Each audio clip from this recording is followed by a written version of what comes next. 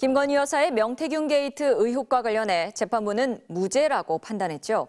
윤 전 대통령이 김영선이를 좀 해줘라 그랬는데 상현이한테 한 번 더 이야기할게 라고 말했던 명태균 씨와의 통화 이후 공관위원장 윤상현 의원이 김영선 전 의원을 보궐선거 후보로 미는 듯한 발언을 했지만 재판부는 공천 개입이 없었다고 판단했습니다. 윤상문 기자가 단독 보도합니다. 명태균 게이트는 정치 브로커 명태균 씨가 공짜 여론조사로 윤석열 전 대통령 부부의 선거를 돕고 그 대가로 윤 전 대통령 부부가 김영선 전 국회의원 보궐선거 공천에 개입했다는 의혹입니다. 김영선이 경선 때도 열심히 뛰었으니까 너는 김영선이 좀 해보라 그랬는데 이게 말이 맞네. 상현이한테 내가 한 번 더 얘기를 할게. 걔가 공관위원장이니까. 이 통화 이튿날 국민의힘 공천관리위원회 회의에선 어떤 논의가 오갔을까?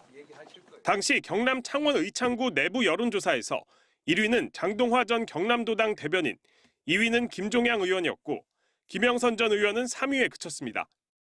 지자체장 낙선 경험이 있던 1위 장 전 대변인이 원천 배제된 상황에서 윤상현 위원장은 3위였던 김 전 의원을 적극 지지했습니다.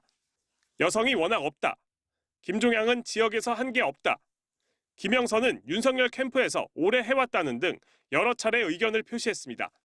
한기호 위원이 김 전 의원을 공천하면 시장까지 이를 수 있다며 여론조사를 한 번 더 돌려보자고 했지만 윤 위원장은 그냥 오늘 끝내버리자며 밀어붙였습니다.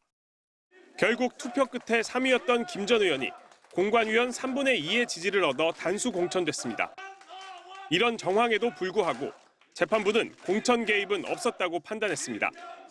김영선에 대한 공천은 국민의힘 공천심사위원회에서 위원들 사이의 토론을 거쳐 투표에 의하여 결정된 것으로 보입니다. 더구나 명 씨와 통화할 당시 윤 전 대통령은 취임을 하기 전 당선인 신분이었습니다.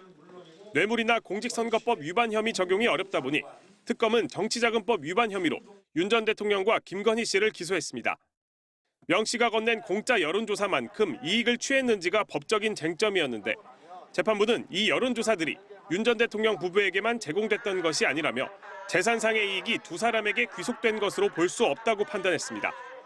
여론조사로 인하여 이익을 얻는 주체와 계약서를 작성할 법한데 이 사건에서 명태균이 피고인 부부와 계약서를 작성한 바가 없습니다.